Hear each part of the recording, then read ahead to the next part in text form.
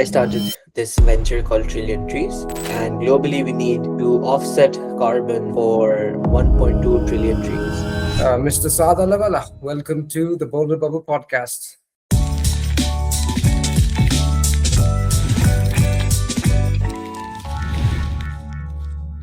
It's lovely to have you.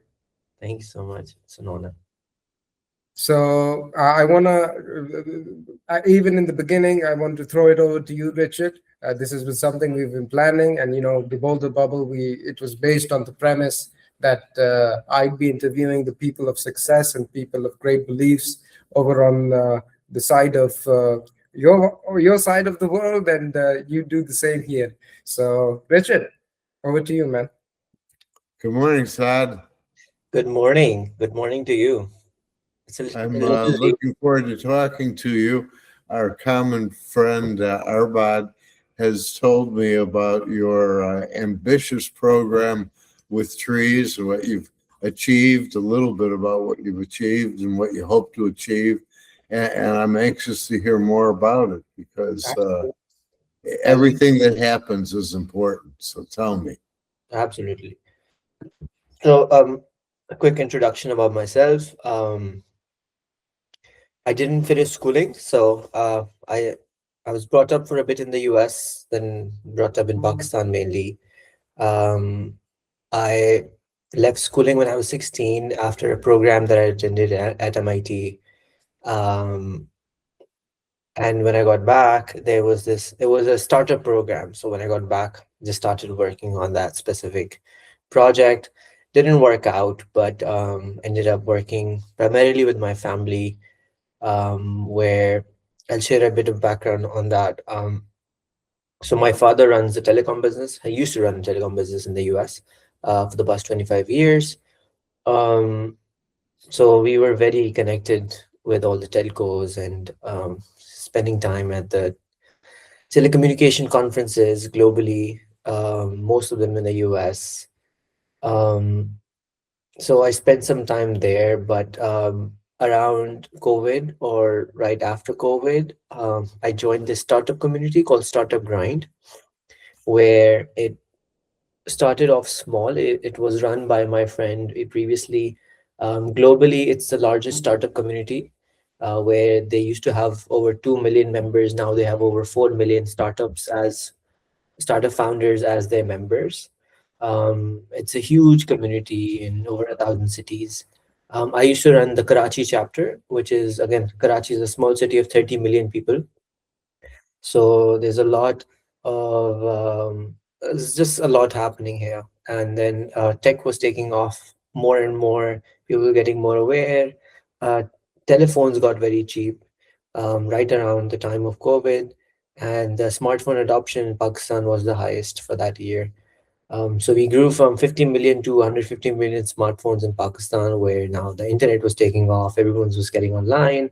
There was this huge hype, and there's a lot of investment coming in. So I used to work with a lot of the startups in Pakistan, helping them with stuff. We used to host a lot of events. So this was something that I'd been doing for 3-4 years, until when I joined the telecom business fully. And then we exited out of it only the start of this year. So after selling that is when I really started Trillion Trees. Our family has done a lot in the term socially in Pakistan. So my grandmother runs, she's one of the heads for the largest women-based NGO in Pakistan. So she does a lot with schools and colleges and universities, setting them up, running them. A lot of relief work with floods and weddings and water and so on and so forth. Then on to our uncle and my grandfather. They used to run the largest paper business in Pakistan. So they grew really a lot in that sector. Now they're doing a lot more. But I started this venture called Trillion Trees, where initially it started off with us planting trees. So my mission was to plant 1 billion trees because I wanted to live within a forest that I planted. You don't see a lot of forests in Pakistan. There's very few, and it was just something that I wanted to, for myself. So I started that.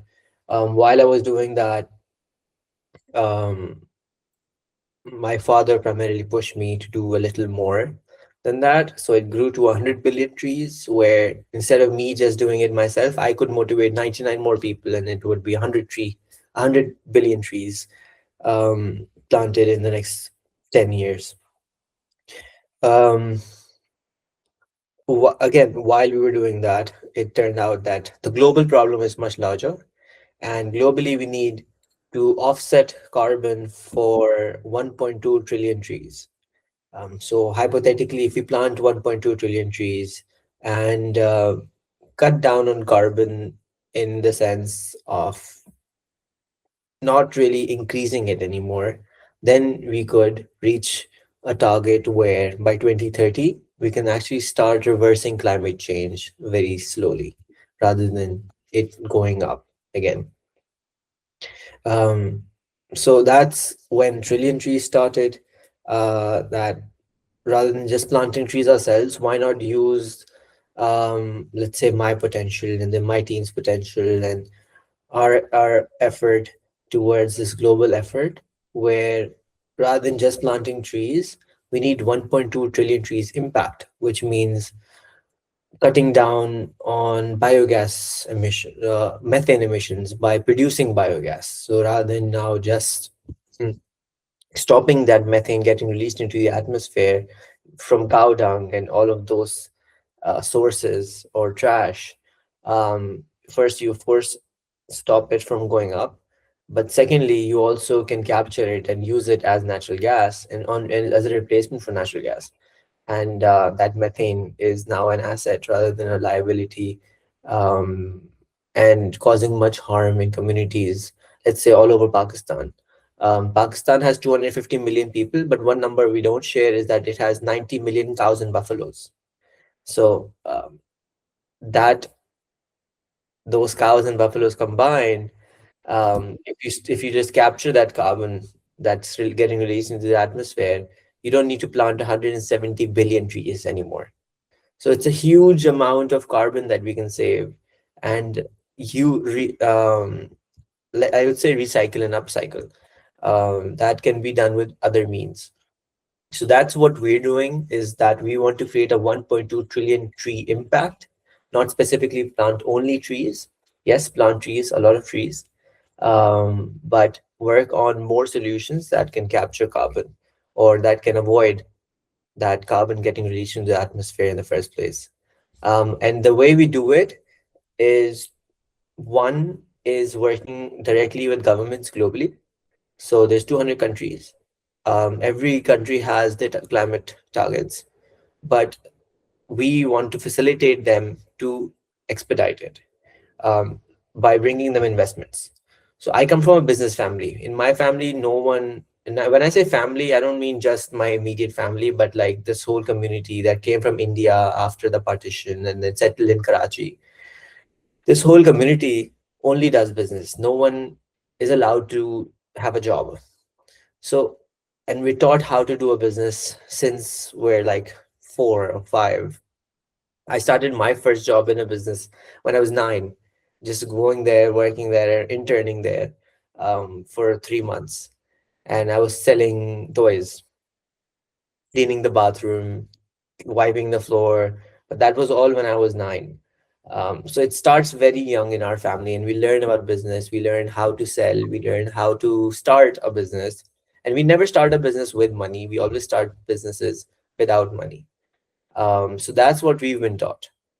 Um, So I wanted to keep that to my core, and that to core with Trillion Trees. So rather than now just bringing in grants or bringing in solutions where someone's just buying carbon credits to offset their carbon, but once the carbon credit market has reached its peak, all of this industry is going to die.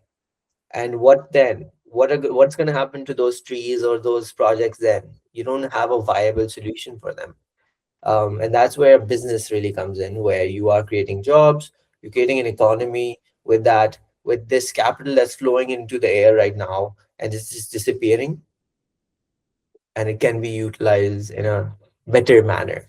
So that's how now we partner with um, these climate solution providers. So let's say someone's producing biogas and they're selling them. We're selling it, so we want them to grow. So that's where we come in and we get you investment. If someone is working on biochar fertilizer, that's a replacement for nitrogen-based fertilizer, we bring you investment. Firstly, we help you grow because we want your sales to be, we want your balance sheet to be positive. Once that's achieved and you've reached capacity, then of course we get you investment. And the investment comes in not just from those nations, these countries, but our main target is Fortune 500s. So we want to work directly with Fortune 500s. I've had a lot of experience in the tech industry. I've had a lot of experience going around San Francisco and meeting these easily available founders that have reached those $1 billion marks and that have these targets of their own that they want to achieve. And they're interested in working with this project with us, where we can facilitate their investment rather than this money, again, them just spending it for those carbon credits or something else or their ESG requirements. And it's just being a one-time cost rather than being an investment. So that's what we're trying to change. So I think that's very interesting to me in particular, because I also grew up in a family business that was very large. Coming out of World War II, became the largest retailer of name brand appliances, so it would not include Sears and Ward's in the world. And people would come in Chicago to have the first experience with a washing machine and see their clothes get washed through the glass door. And later, when I was a child, I played in the computer cards. Then later went off to college, came back. The cards were gone, and there were the first IBM 360s used in retail, spinning.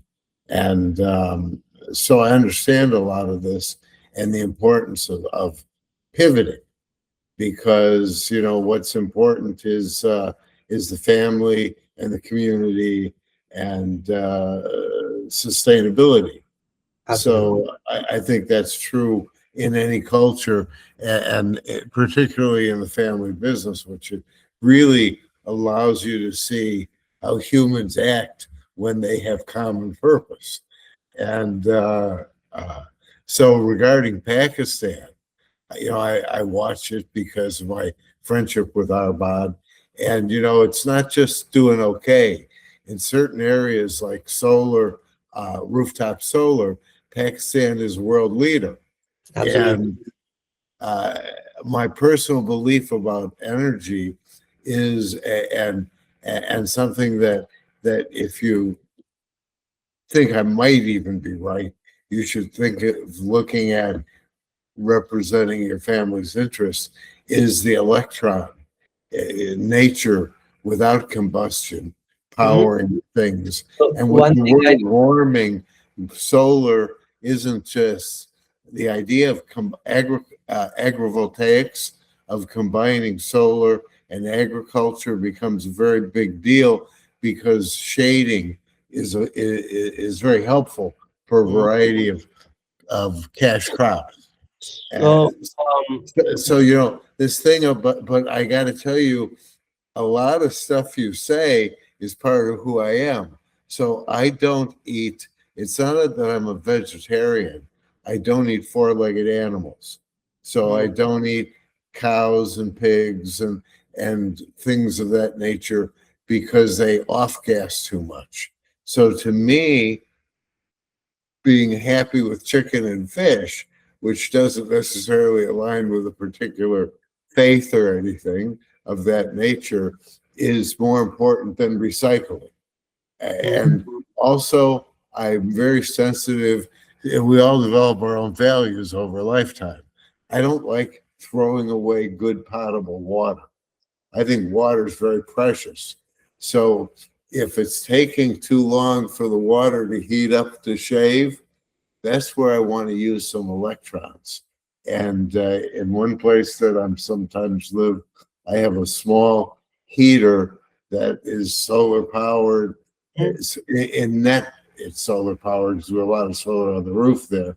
And I would rather use those electrons than throw away the water waiting for the larger hot water heating system. This is a big, large building to get me hot water. And in the other place that I'm sometimes live, I have this thing called a recirculation pump. It gets the water from the hot water heater to the furthest spigot quickly. Again, not to waste water. So, I think we all develop our own values about what our interplay in a new ecology is. But clearly, there's a new ecology developing, and everybody is housed, and everybody is a consumer. Nobody is a burden. And I think that's inevitable, and energy independence is part of it, and Absolutely. clean air is part of it. And the aesthetics of the trees are part of it. It's just really cool to live in a world. So in America, there's some statistics. I'm interested in education. We're developing, Arbad and I, this Boulder bubble, where as our big development, optimism AI featured, but also good news. And good news includes trees and people enjoying a more aesthetically pleasing life. In the United States, it's said that children, we're very interested in children because that's where you start out being who you're going to be, only spend 7 minutes of unstructured time in nature in the United States on average. The rest is all like programmed. They don't walk through a park or go to a place and meet their friends and have an unstructured baseball game, whatever. And that's a generational loss, I think, between when I grew up and when you're growing up. We had more unstructured time. I don't know what it's like in Pakistan, but all of these things are important to the future and people, which is really about people making better decisions, better for themselves and better for their neighbors. And so I think the trees are an important part of that on a variety of levels that include more than the credits that you're creating to make it sustainable, which are valid. But it's also a psychosocial thing about living in a world that's green. Absolutely. I think It's that's green, so. but the fact that it can survive and it can sustain us, So that's the what do you say to encourage people to be participants in there being more trees? Is it in particular locations or is it in general? so What does your organization want to do? okay. So how we operate is where we currently act as middlemen. So we used to plant trees. We, as a family, have plant with my family support, have planted 300,000 trees. And that's outside the city on the land that we bought, and then that's just something that we own. It's not something that, yes, it's cutting down on carbon, it's capturing carbon, but it's not really something that's related to what we're doing. So how we operate is that we have over 100 partners, and those partners now, because that's their full-time job, such projects are what they do full-time. We partner with them, we work with them to first grow them, so grow their sales or grow their operations, somehow support them in that manner, where we are able to help them, um, and then once we have done that, we move on to now making their business plans for growth and then getting them investment. So investment is just one tool. The main part is what we do first, is actually structuring them and then growing, letting them grow. So I was in Africa for 2 months only, only a few months ago. um, meeting our partners, meeting these companies that I have started to work with, looking at the operations, having the chai and the coffee with them, just building that trust so we can actually grow. I have some partners that have planted over 200 million trees, and I have some partners that have just planted 10,000 trees. But because they're in urban areas. So you plant trees in places besides Pakistan. Yeah. So we're not a Pakistani-based company. It's registered in DC. I'm a US citizen. I'm just Your living. partners grow trees in places. Yeah. So we have us because we have land in Pakistan. We've planted trees in Pakistan, but our partners are not in Pakistan. I have partners in 8 countries at the moment, of which one country, of course, is Pakistan. But the rest are Ethiopia, Rwanda, Uganda, Kenya, Tanzania, UAE. Now making partnerships in Malaysia, some partners in the US. Then we're growing in Belgium and other countries. So we're constantly increasing the list of partners that we have in different countries because our objective is to, yes, help the environment by helping people who are helping the environment. So we can have a larger impact rather than us being a small little planting company where I have to look at the day-to-day operations of ha- is that is that plant watered yet? How do I sustain it? Who's gonna give me money? Because these guys are facing those problems and there's no one to actually help them. Where now we are a player. So we created a technology platform where people can go, they can list their work, they can show how much impact they've actually created. um, you can go and ask for investment, they can share their portfolio on there, so it's sort of a crunch base where if you are investing in a tech startup or if you're buying stocks of a company, you can go on Crunchbase and look at all the insights and all that data about them and who the founders are. But you can't connect with them, and then you can of course go on LinkedIn and connect with them, but then you don't know much about their company. So we've created a mixed platform where these companies that are working in the carbon negative industry. So again, they have to be profitable. That's number one, or have a business model that is profitable. And then they can sign up. Once they sign up, anyone can go on that platform, learn everything about them.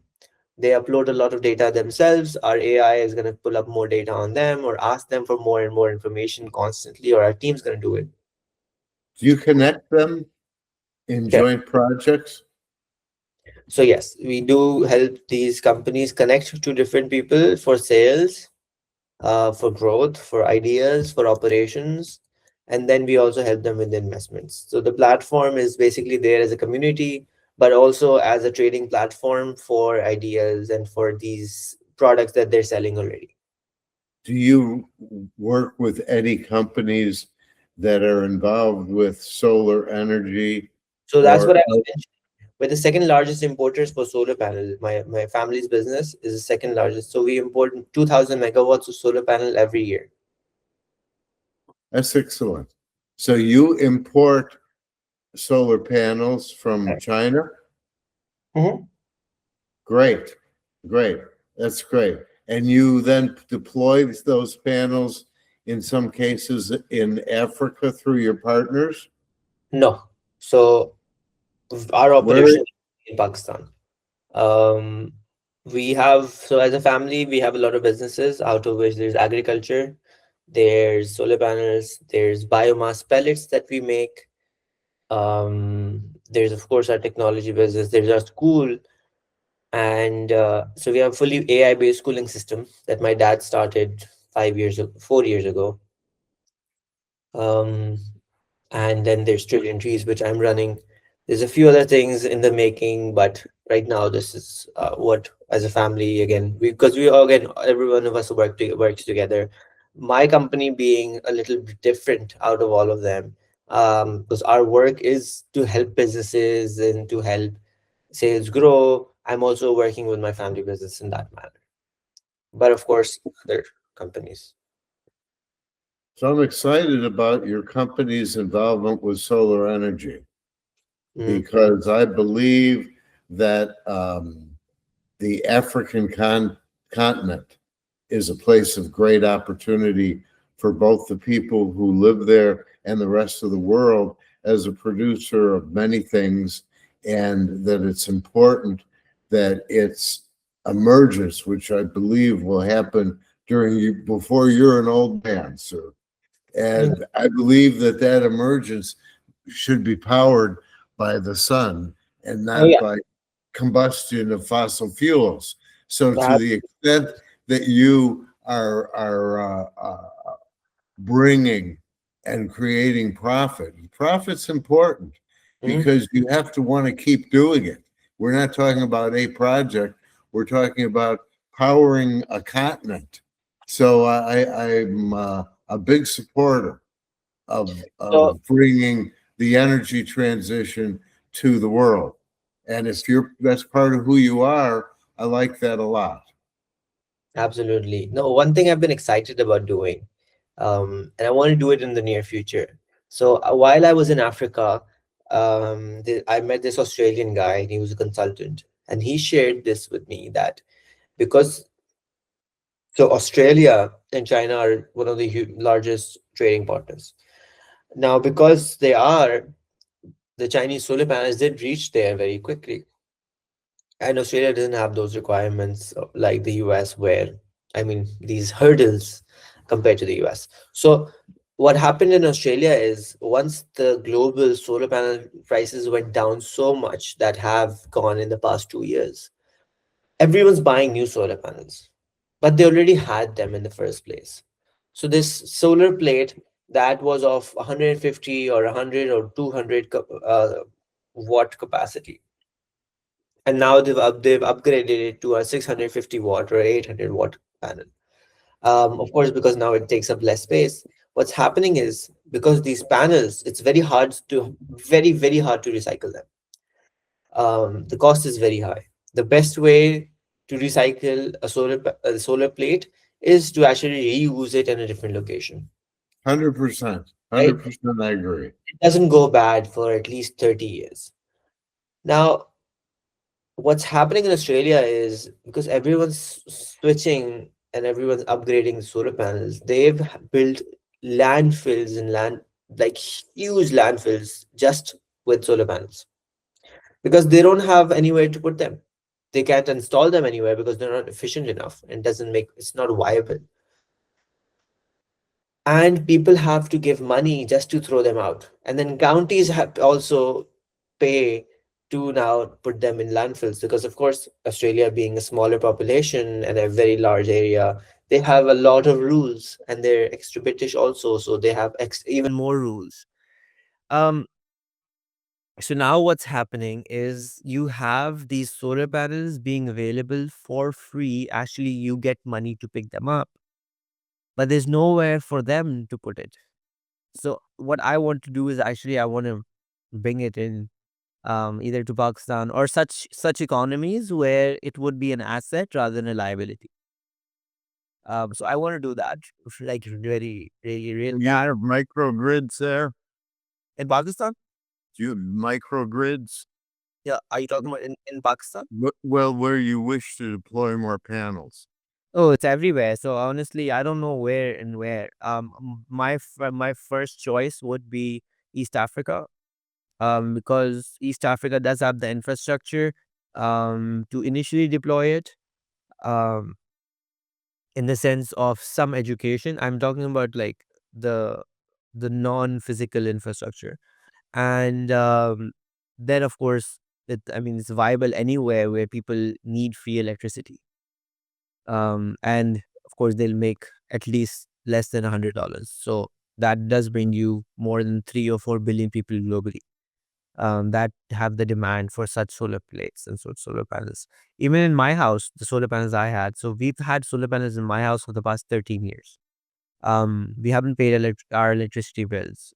I mean, I haven't seen us paying unless there's a problem with our panels and we haven't fixed it because someone's lazy. Um, But it's reduced your cost of energy. we don't pay this month. Our electricity bill was like $400, which is a lot for a Pakistani house. And we paid zero. So our ROI in our house is 3 years for our solar panels. And You're actually getting money back from the government. so You have bidirectional. in my city, they don't pay you. I mean, they should be paying us because they have put out a statement that they will, but they don't. But they do credit it. So in some, You get it for future use. yeah, so in summers, then we use it. And you're not going to do it. But if you had 10 friends, they could come and charge their electric cars at your house and use up some of that credit. I'm not suggesting you should do that, but you could do that. Absolutely. No, absolutely. If it's in off-peak hours, definitely, because they do, they have this peak and off-peak, which is everywhere. But in off-peak, I think time of use arbitrage is a very egalitarian concept that's going to be important in places like Africa. ab- So allowing them to have microgrids allows them to trade their energy, which you'll say. happening with microgrids is that Pakistan does have very strict laws, but what they're trying, I mean, of course, there's loopholes everywhere. So we are working on that. Even we sell electricity to a lot of people in our Next Pan is respected for its solar panel penetration. You have a lot of panels. respected, and one minister will come and say that, oh, we've done amazing, and the second minister will come and say that, oh, we have a huge problem because now our electricity cost, we're not recovering enough even to pay our interests. So Right. because they have taken a lot of interests because of a lot of bad management. And I wouldn't say bad management. I mean, no one could have suspected that solar panels would be so cheap. And when they're hiring such huge consultancies that are not even in Pakistan's or learning about such countries or the new developments, and they tell you that, oh, you should do this, which does get, I think the entrepreneurial opportunity and responsibility is using those electrons. Those electrons have great value if you use them, and not so much if you don't. so today the biggest opportunity in Pakistan, what my opinion is, Yes. if you can come and set up a data center or a AI based data center where you do need electricity and you need it 24/7. But because the government is paying that minimum tariff and minimum fee to these companies that the government's like obliged, it has to buy this electricity because it has a 30-year contract. So the government is paying them, these IPPs, for the electricity, but it's not getting used anywhere. Ideally, what should be happening is it should be incentivizing us businesses that, oh, go set up over there, get free electricity, produce more. So right now our grid has too much electricity. Solar panels are producing even more than the country's demands off grid. So you need to create, you're exactly right. You need to create an industry that utilizes them, like crunching information. And if you crunch information for much of South Asia, there's lots of information to crunch. Absolutely. So they are looking at this. Again, I Best if it's hardcore information like how will sunspots affect my airline, or stuff that has industrial utilization immediately. yeah.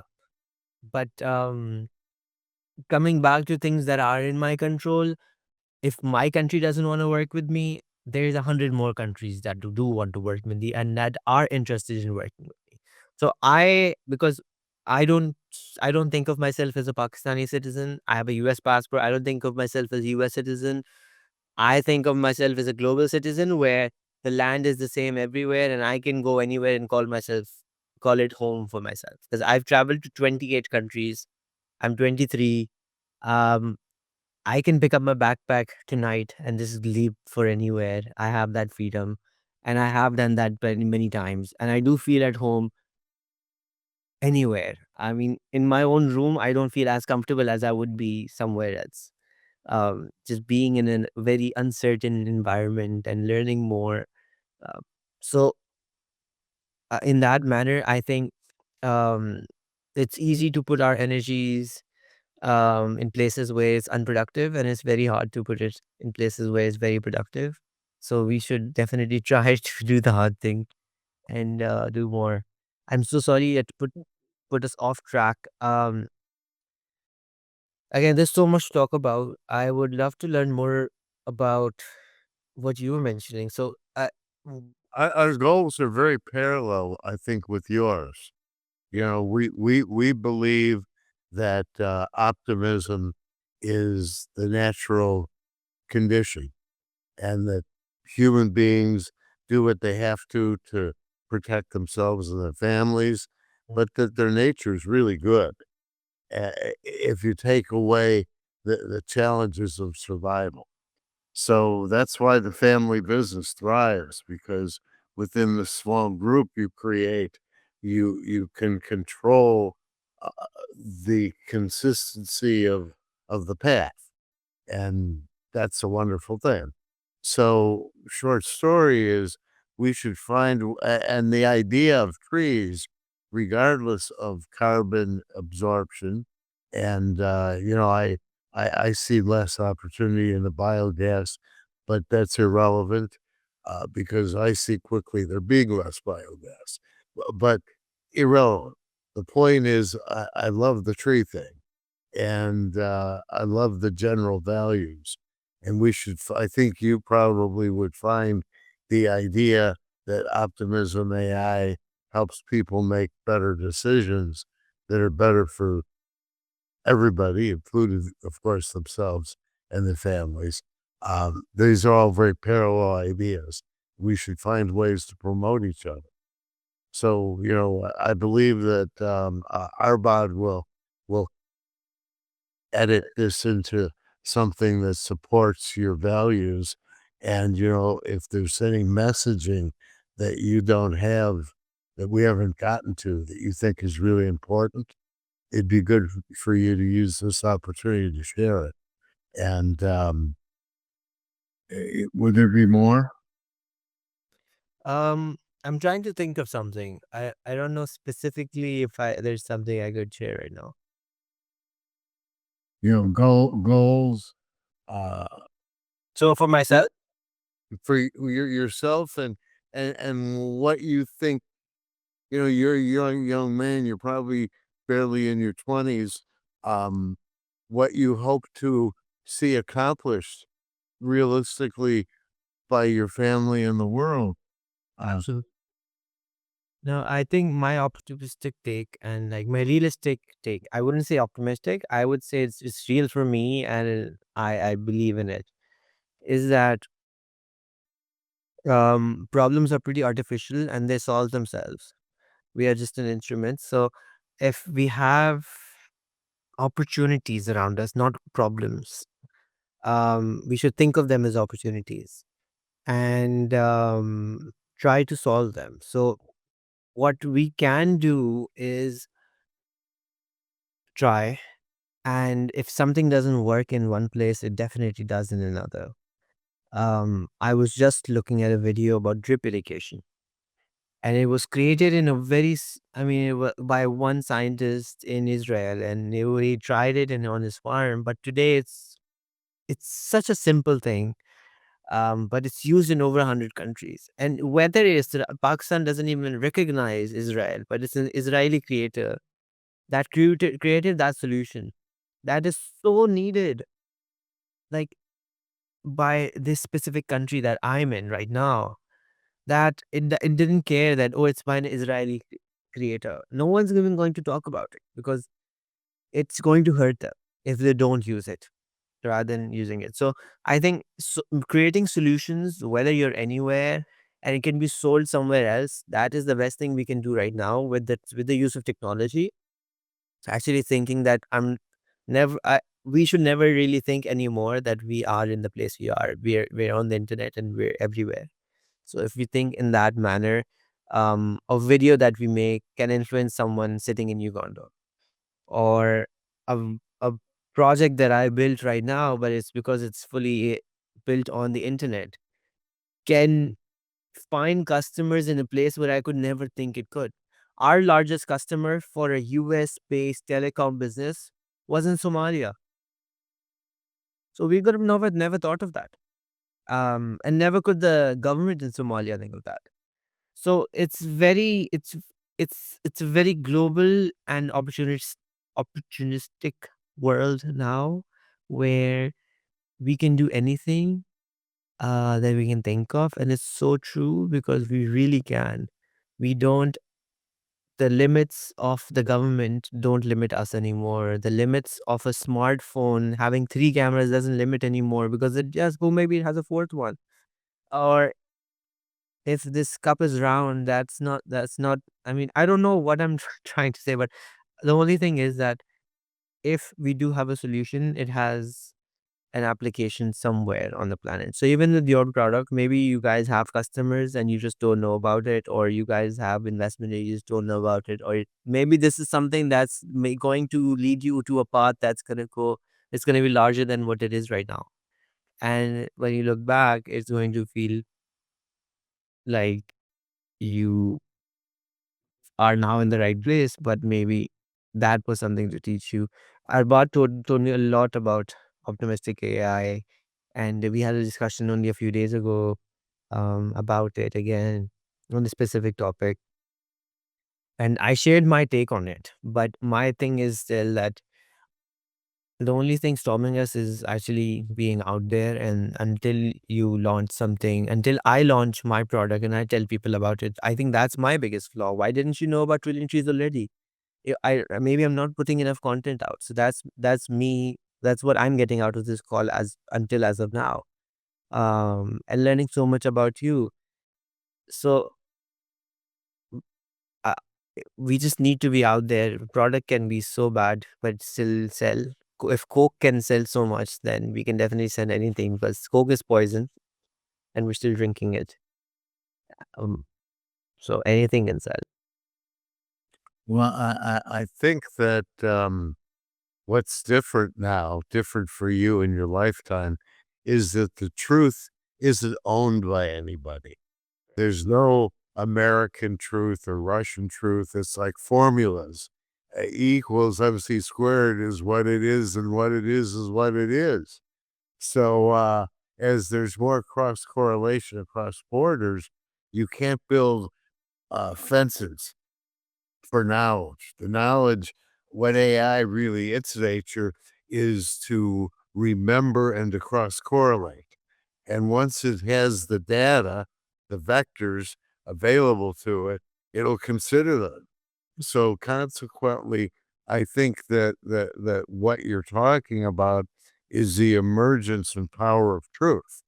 Okay. That doesn't belong to any nationality or faith. It's just the truth. It's like the sun rising in the morning and spring following winter. Some things are just the truth. And I think that you're living at a time where that makes it easier for you to see that every problem is an opportunity. And my optimism goes so far as to believe that will result in the uh, I can't tell you how quickly it'll be, but probably during your lifetime, the movement of capital from the weapons industry to the housing industry in a world where everybody's a consumer. I don't know. Good luck to you. Or, You know. I don't think this generation can be fooled anymore, because again, as you said, the truth exists everywhere, and everyone can create their own truths. So what you're saying right now is true, and what I'm saying right now is true. And if I really do believe it's true, then it's true. Um, and I mean, that's religion, right? So it's true because it's true. And So yeah, Arbit and I enjoy our friendship, and in part because we're so different from each other in every way imaginable, other than that we can speak the same language. So that allows us to have this relationship. But we're working on this book. Has he told you about the book? no, Well, the book is the book with two covers because Urdu reads from one side and English from the other side. And we're talking in this book about each of our, within the context of our life experience, have come to have this optimism that is based on technology, giving people better ability to ask better questions, get better answers, and find common interests, um, and that it's not constrained by our faiths or our borders or any bias whatsoever. Uh, and the interesting thing is we meet in the middle, and the middle is a place where there's recognition that all of our values are truly humans on this path from a family huddled around a fire in a cave to modern life, and that it's got a lot of bumps in it on this road. And but it leads to the same place, which is people being okay, having purpose and uh, peace and prosperity, but not for a theological or political reason of one subgroup taking superiority or competitive advantage of the other, as much as the common interest becoming obvious. Yeah. So I think that's the same world you're planting trees in. You know, I don't know. Is it? Ideally, yeah. Yeah, ideally. Well, so how old are you? I'm 23. Pardon me? 23. 22. So you need a lot, 23. A lot of life to live. I mean, you're going to see a lot of transition. Oh, yeah. Well, I mean, I I can't even imagine the amount of transitions you've seen. But even right now, from what I hear and how the world used to be, um, how the norms used to be, and how the norms have changed, even with us, I mean, in the past 10 years, how things have changed. How since 2022, November or October, when ChatGPT came out, and how everything is now normal, how AI is normal. And before that, we couldn't even think of something as smart as ChatGPT 2.0, not even 3.0, and let alone 5 now. How I could just take a picture of you right now and make you Santa Claus, and it would look actually real, and you could be dancing right now and singing a song by Madonna, which is gonna be all done in 5 seconds. So it's crazy of how things are changing, um, and how fast they're changing. So I'm very positive that all these things will fix themselves around us. We can. It's better to play a part in doing them and having some pride over it rather than just happening itself. That's AI will solve everything for us. I mean, Karachi, a city of 30 million people. It's not a small city. It's one of the largest in the world. And just by installing 1,000 cameras, it solved the traffic problem in 24 hours, where people were dying every single day from truck accidents and car accidents. Have come down like 70-80% in a matter of 24 hours. Just why? Because before, detecting who's driving the wrong way or who's not wearing seatbelts and doing all of that was so expensive. But now just using one API by one agent, they are able to do all of this just by installing cameras. And you can just tell the camera to, okay, tell the code that, okay, detect this, and it will do it because it has its own mind. So it's solving these problems, and it's giving them data, and it's giving them prompts, and upgrading them so much. At working with it is solving so many problems, and is so much more viable today. So all of these very stupid problems around us of not having a house, of not having logistics coming to you, maybe the world that we've imagined where roads and tarmac and post has to reach you with a gasoline car. That's just something that we've gotten normal to, but maybe that's not how it should be. Maybe now we're going to reimagine everything, and everyone will have a house, or everyone will have shelter, but maybe not a house. So we don't know what's going to happen. Everything is under consideration for anyone to decide, and it can happen.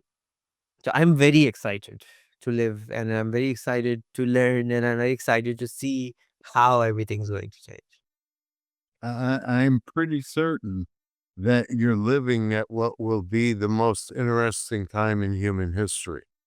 And Arbad and I talked about there being an evolutionary leap that includes pillars, but many things, and we can talk a little bit about the many. But renewable energy, AI, and medical breakthroughs. Those three things are coming very quickly, and they change everything for everybody. But also material sciences, new materials, amazing things everywhere. And that's all happening simultaneously. So the best will be the best. When it comes to energy generation, what's most sustainable will be what's used. And I'm pretty sure that solar, wind, and water, the basic, will power a lot of the earth. Some nuclear because rich guys like it, and a small format nuclear, I think, is inevitable. But I think that solar, wind, and water will be so cheap that they'll take the great market share. But your panels will definitely be part of the story, and it's an exciting time. Good luck with it. I think your generation will do very well. So are you uh the transfer of wealth and authority in your family? Is that something that you're intentional about? Do the generation above you recognize their mortality? Yeah. I mean, mortality isn't. And they'll die sometime, and you should be as share their values, ambitions, and success. Uh, They're no longer there to be your mentors. I mean, so in our house, we don't, so I don't know how to answer. Um, It's but kind of a personal question, but an important one, if because you're a good person. That means that were natured and nurtured to be who you are. You absolutely, want to, you want your children to be good persons as well. absolutely no. And the values in our family have been like properly taught, like a school, and they have been extremely important for me in what I am today. When I was 11, I still remember the first time it happened, where I came back from school and I went to my dad's office, and the room I'm sitting in right now, this house used to be my dad's office because it was right in front of the house. And we moved in here later on, but before, this specific room was his office. And I was sitting here, and he told me that, "Oh, do you want to go to Singapore tonight?" Okay, sure. Um, so usually people need visas and to plan and to buy a ticket. No, my dad is very random, and me being the son who didn't need a visa, um, we just packed up and left. And I had like 7 hours, so went, got a suit, got a tuxedo, got everything, packed up, left. And I didn't have anything other than suits. So I was 11, and I was going around with a camera and a suit, going around my dad, following him, just taking his pictures, learning from those physical conference conversations. And that's where I learned. I've been to over 100 global conferences now. And that has been my education. Um, I've slept in airports, and when I say airports, not the airport hotel, but on the floors, because I mean, even if I come from wealth, we were never taught that we have wealth. We were taught how to work and how to grow and how to grow others and how to help others. And if you start a business, okay, this is how many people you can provide jobs to, or you can build something here and that can support them. We were never taught to do something for ourselves. It was always for others. And that's what my family also did, right? So they spent all their time teaching us. They gave us that knowledge, they gave us that exposure, they gave us that, they built that capacity in us to do what they could not have done that they wanted to do. So I would say I'm just doing what my father would have done if he was doing this full time. Um, so when you say that, do I come with generational, I mean, with wealth, and would that follow down? The biggest wealth that we get in our house is how we're brought up. So that's the biggest wealth transfer that we have. I mean, no amount of money can really compete with this. 'Cause I could get money tomorrow and I could have no exposure and I could lose all that money in 2 days. But I think that's a wonderful place to end on. It's a sort of full circle with the whole message. I think what Richard you spoke about of the innate goodness of man. And for me, from my frame of reference, this has been such a pleasure to listen to. Two titans in their own right from different generations, uh, doing amazing work. Outside of what my biases are with Richard and the amazing work that we think are doing. But it's been awesome to listen to this. And I think, Saad, I speak for Richard when I say that, you know, I think your father also has a rich history. I think your father is a man in his own right, more so than maybe in between what we are, Saad, you and me. And, we'd love, I think Richard and I would love to host it, given whatever time schedule he operates in when there's availability here, because I think he speaks to similar ideas. And I think that, you know, partly, again, going to where this all started, this episode specifically, the premise that the Boulder Bubble, at least the podcast show, was based on was having it so that people like Saad Allahwala are pushed out in a through a content engine, more so than maybe how it's been up until now and in the past. So we'd love to have that, and I think it's been lovely to have you. It's always lovely to talk to you. I think as Richard also talks about in respect to our relationship, it's we love things that we agree on, but we even love further or even more so the things that we find are different in each other, and that's all exciting and that's transcendental, I think, to the human experience. So thank you, Saad, and thank you, Richard, for being an awesome host. And yeah, Boulder Bubble continues, Trillion Tree continues. thank you. Very nice to know you, Saad. It's really an honor to know you.